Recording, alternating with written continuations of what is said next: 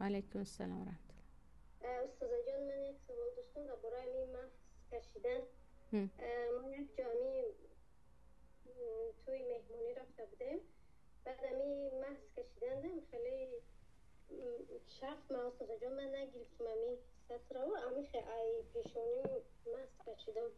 آیا امی نماز من درست شد یا که خب قضاش شما کایها کرده باشد مس رو من از نمودش رو گفتم. مس باید از زیر رومال کشید.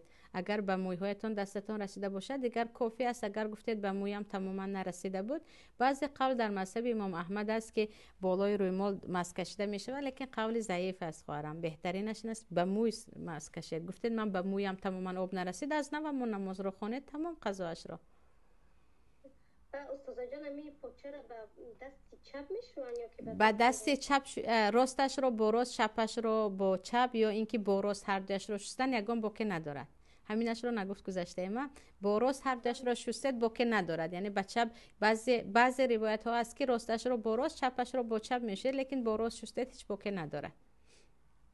تمام استاد جان، جزاک الله و خیر. یکم